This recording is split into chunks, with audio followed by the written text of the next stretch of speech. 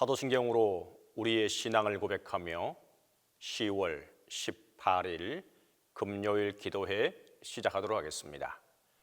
나는 전능하신 아버지 하나님 천지의 창조주를 믿습니다. 나는 그의 유일하신 아들 우리 주 예수 그리스도를 믿습니다.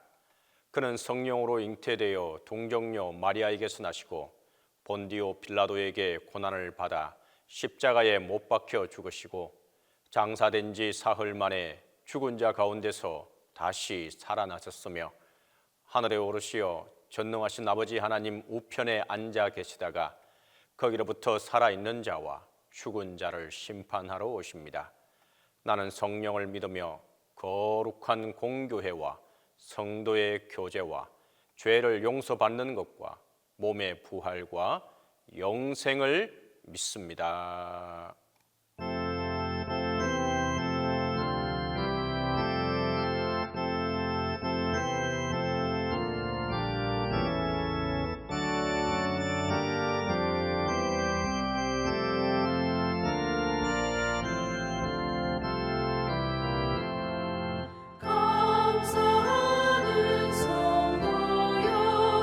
주수 찬송 부르세 주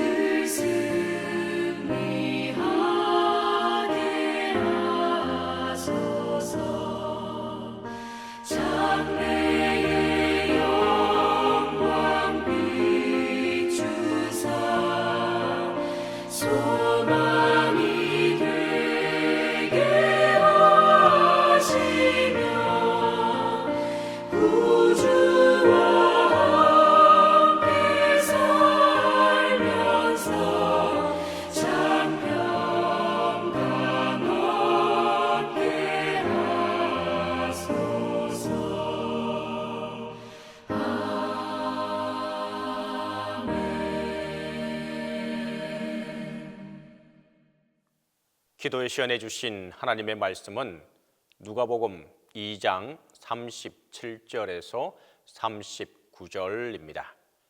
신약성경 누가복음 2장 37절에서 39절입니다.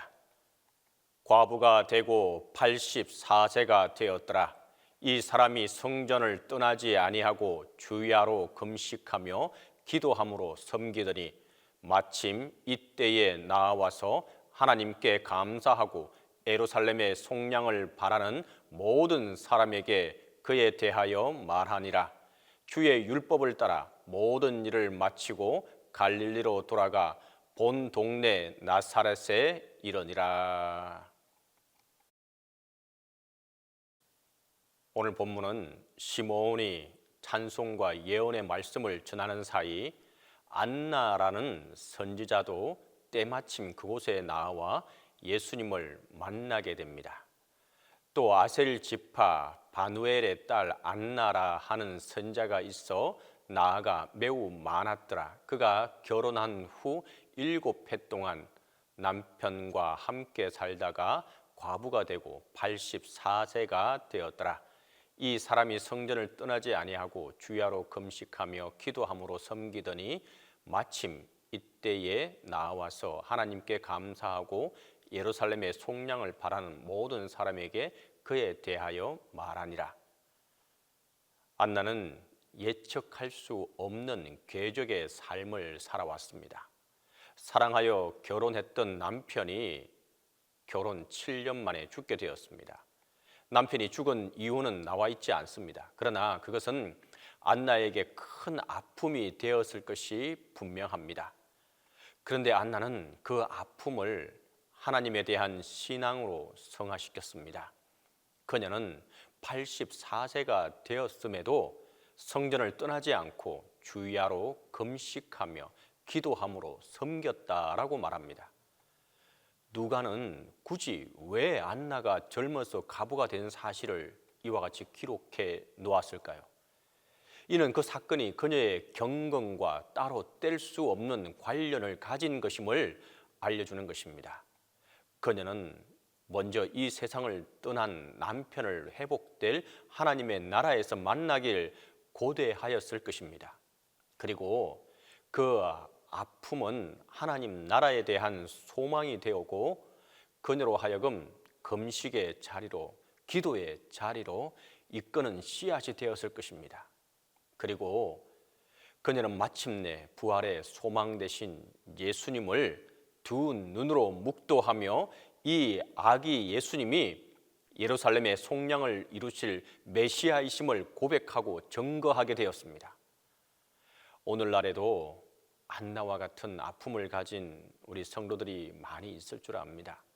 사랑하는 이를 먼저 떠나보내고 그 상실의 아픔으로 오늘을 견디기 힘들어 하나님께 원망도 하고 울기도 하며 하루를 보내는 분들이 있을 것입니다. 그러나 오늘 안나를 버리지 않으시고 끝까지 그녀를 지켜주시고 아기 예수님을 만나게 해 주셨던 하나님께서 오늘 상실의 아픔의 자리에 있는 성도들과도 함께하고 계심을 신뢰할 수 있기를 바랍니다.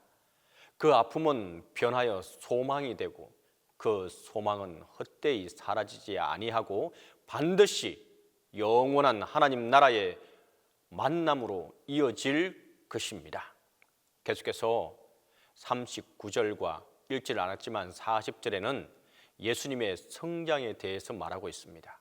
주의 율법을 따라 모든 일을 마치고 갈릴리로 돌아가 본 동네 나사렛에 이르니라. 아기가 자라며 강하여지고 지혜가 충만하며 하나님의 은혜가 그의 위에 있더라. 예수님께서 자라시며 강하여지고 지혜가 충만하고 하나님의 은혜가 그 위에 있었다는 것은 육체적으로, 정신적으로 영적 성장이 골고루 건강하게 이루어지고 있다는 것을 의미합니다. 이는 마리아와 요셉이 부모로서의 수고를 기꺼이 지불하였음을 알려줍니다. 그 부모는 부족한 환경 속에서도 예수님의 성장을 위해 육체적, 정신적, 영적 필요를 채우려 최선을 다했던 것입니다. 물론 모든 부모는 자녀의 성장을 위해 마리아와 요셉처럼 최선을 다할 것입니다. 그런데 우리가 잊고 있는 한 가지가 있습니다. 바로 하나님의 은혜입니다. 40절 말씀을 보면 이것을 다시 현대어 성경으로 번역해 보면 이렇습니다. 아기는 날로 건강하고 튼튼하게 자랐으며 지혜가 뛰어났다. 하나님께서는 늘 보살피신 까닭이다. 우리는 부모로서 자녀가 지적으로 성장하며 육체적 아름다움과 힘이 세지는 것을 보는 기쁨을 누립니다. 이는 하나님께서 부모에게 주신 큰 선물입니다. 그러나 그것이 도가 지나쳐 마치 자녀의 성장이 내 힘만으로 이루어진 것처럼 여겨서는 안 되는 것입니다. 겸손한 농부는 한 해의 풍작을 보며 자신이 한 것은 아무것도 없다고 고백합니다. 실제로 비와 해와 공기와 바람을 주신 하나님이 없었다면 곡식은 하룻밤 사이에 죽을 수도 있기 때문입니다. 우리의 자녀가 무탈히 잘 자라고 있습니까? 하나님께서 늘 보살피신 까닭입니다. 이는 반대의 경우에도 동일한 믿음의 고백이 필요합니다. 내 자녀가 내 기대와 다르게 자라가고 일반적 기준으로 볼 때 잘 성장하지 않는 것 같고 때로 아프더라도 아주 낙심하지 말아야 함은 여전히 그 아이의 참 부모 되신 하나님께서 그 자녀를 나와 함께 보살피실 것을 믿기 때문입니다. 그리스도인의 가정은 독박 유아가 아닙니다. 전능하신 하나님과 함께하는 공동 육아임을 기억하며 늘 보살피시는 하나님께 우리는 감사함으로 나아갈 수 있기를 바랍니다. 오늘 우리는 아기 예수님을 이 땅에 보내시고 기르시고 메시아이심을 확정하기 위해 하나님께서 사용하신 4명의 사람들을 함께 살펴보았습니다. 죽기 전 메시아를 보게 될 것이라는 말씀을 붙들고 늘 영적 긴장감 속에 살며 자신의 죽음보다 사명 감당할 것을 더 중요하게 여기며 아기 예수님을 만나 증거했던 시몬, 또 남편을 잃어버린 아픔을 하늘 소망으로 채우며 금식과 기도의 자리를 지키고 생명의 주로 오신 예수님이 메시아이심을 증거했던 안나, 또한 가난한 환경에서 메시아로 보내주신 아들을 건강하게 키우기 위해 헌신했던 요셉과 그리고 애지중지 키웠던 아들이 사람들의 비방 속에서 십자가에 달려 죽는 모습을 가만히 지켜보며 하나님의 손에 맡겨야 했던 마리아, 모두 하나님 앞에 귀한 사명자로 자신의 경주를 완주했습니다. 그리고 이제 우리 차례입니다.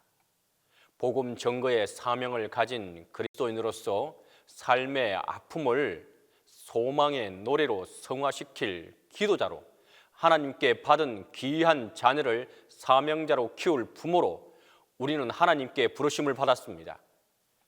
이 사명을 감당하기 위해 우리는 기꺼이 낮춤과 섬김의 자리로 나아가는 저와 여러분이 될 수 있기를 바랍니다. 이와 같이 하는 자에게 하나님의 위로와 하나님의 은총이 함께하게 될 것입니다. 우리 이 시간 함께 기도하도록 하겠습니다. 우리가 하나님을 믿되 사명자로 바로 설 수 있게 해달라고 기도하겠습니다. 맡겨진 일을 우리가 충실히 우리의 삶을 다해 행할 수 있게 해달라고 기도하겠습니다. 두 번째로 동신교회 아직도 아파하고 힘들어하는 환우들과 담임 목사님을 건강을 위해서 기도하겠습니다. 세 번째로 동신교회를 위해서 우리가 한 목소리로 함께 기도합니다. 함께 기도하겠습니다. 사랑과 은혜가 많으시고 좋으신 아버지 하나님, 은혜와 사랑을 이 시간도 간절히 구하며 나아갑니다. 하나님, 우리의 삶이 하나님 앞에서 어떻게 살아가고 있고 무엇을 위해 살아가고 있고 우리에게 주신 사명이 무엇인지를 우리가 바로 알고 살아가고 있는지 우리의 삶을 돌아보게 하시고 우리의 모습을 돌아보게 하여 주시옵소서. 진정으로 하나님께 맡긴다 하면서 온전히 맡기지 못하는 삶을 살고 있지는 않습니까?